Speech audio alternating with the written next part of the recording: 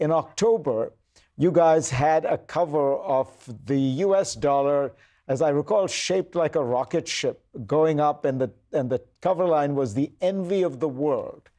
And today, this week, you have a badly damaged American eagle looking like it needs, restorative surgery on many fronts.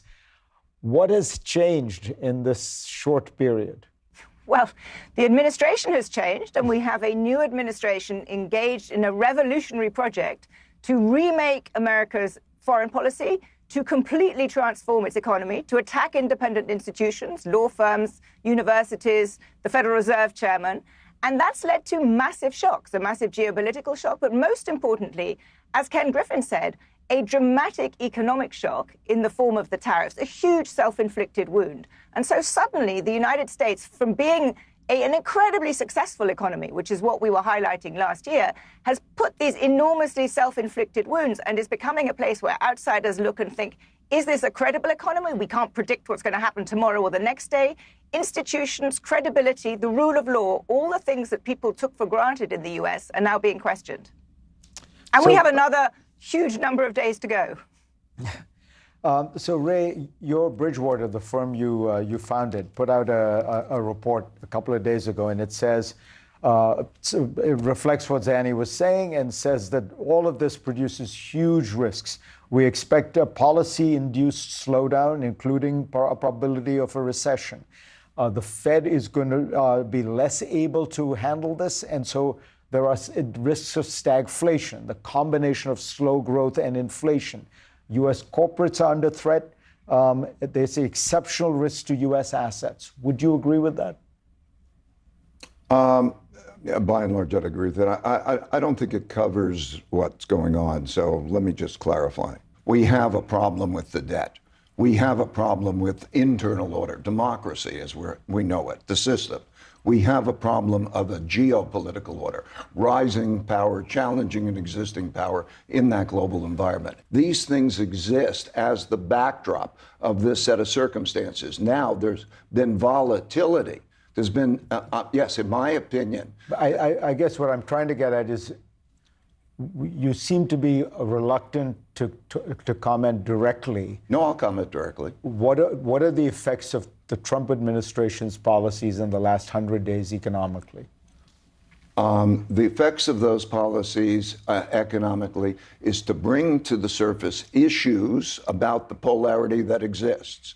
And at the same time, it's doing it in a volatile way that is causing trouble in terms of the volatility of that. Okay. So it is dealing with problems, and at the same time, it is the way it is dealing with problems could be done more smoothly, more cooperatively to produce a less volatile result.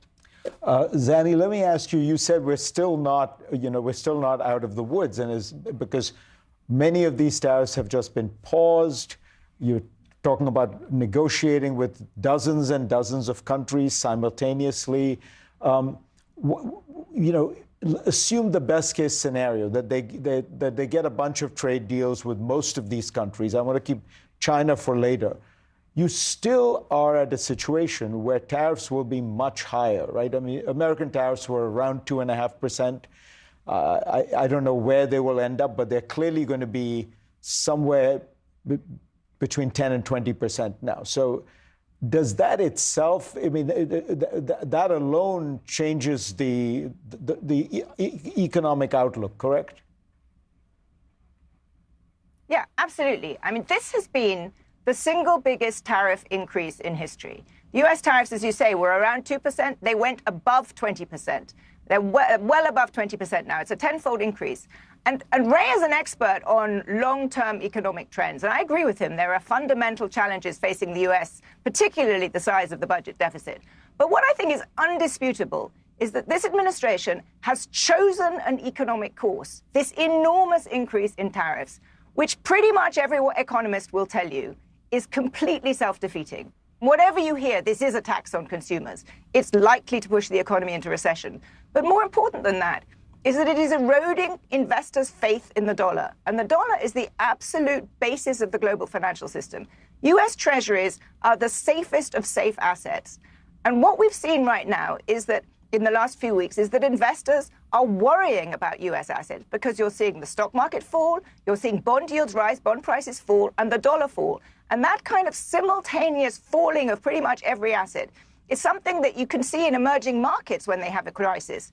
But it's not what you expect in the United States. And because the United States, as Ray has written, is sort of at the basis of the global financial system, that is what is seriously dangerous right now. We could, at some point, and I'm not saying it's necessarily going to happen, but there's an uncomfortably high risk that we have a serious dollar crisis as investors move out secularly of US assets.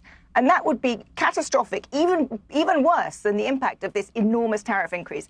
And frankly, all of that is, to me, the wrong medicine for the problems that the US has. I happen to think the US economy is in much better shape than many people do. But with this self-inflicted wound, it is really hurting itself and causing potentially enormous damage to the rest of the world too.